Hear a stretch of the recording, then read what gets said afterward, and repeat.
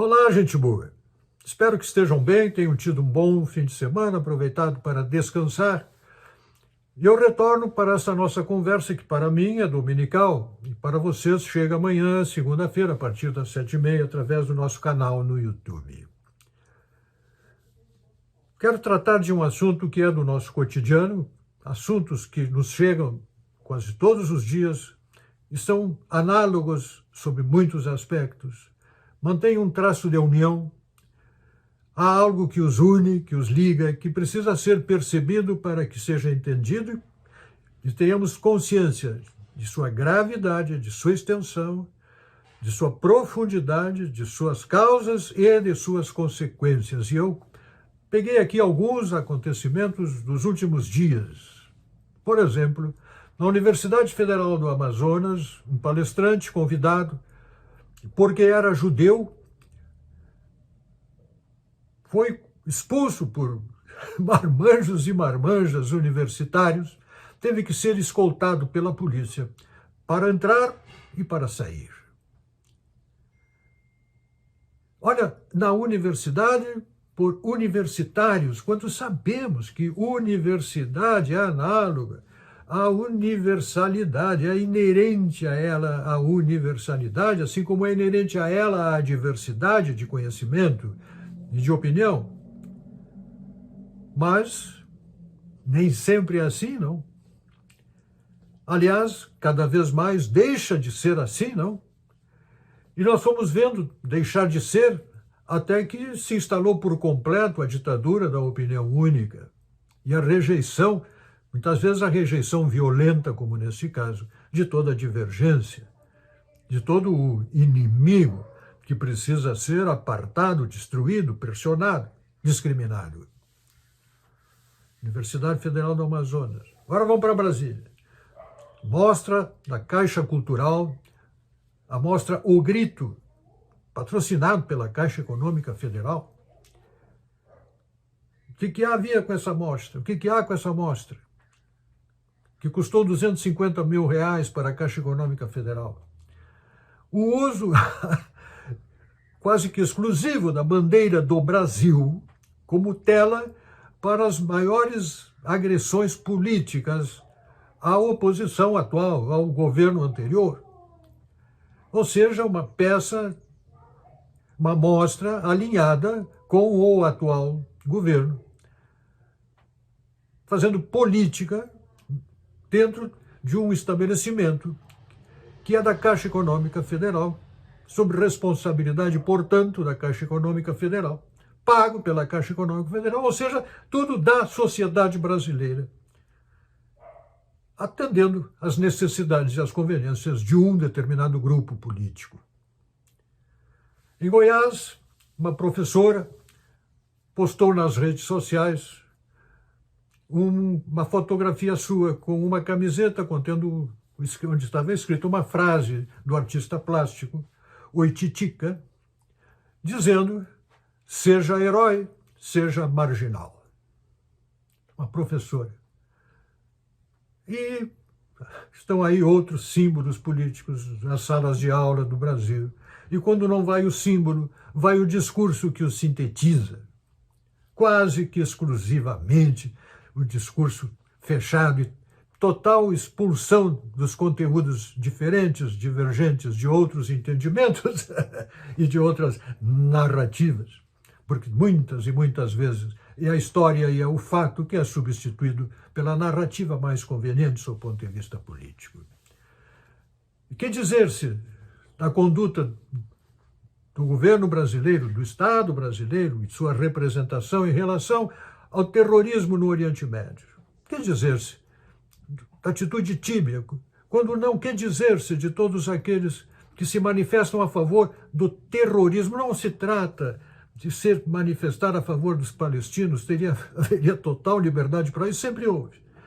Mas terrorista do Hamas, com apoio de grupos numerosos de políticos brasileiros, pelo amor de Deus, apoiando terrorismo. O mesmo grupo que chamava de terrorista pessoas idosas se manifestando na Praça dos Três Poderes no dia 8 de janeiro. e que festejaram as penas pesadas e desproporcionais a eles atribuídas. Pense no modo como o Brasil se trata a criminalidade e depois como se trata a divergência política.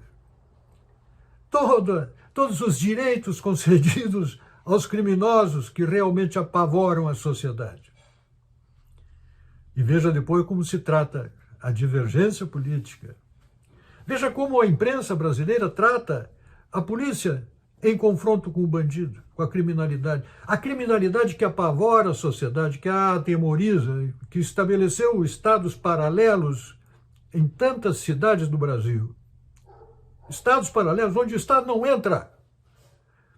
E que quando, muitas vezes, é proibido entrar. E que quando se confronta com eles, com esses bandidos, com esses criminosos, sempre no noticiário do dia seguinte, as críticas não vão ao bandido, não vão ao crime, não vão à vida criminosa, mas vão contra a polícia, criticada sempre por sua violência ao ter que enfrentar a bala aqueles que jogam contra ela o seu próprio arsenal. Gente, o nome disso é fascismo.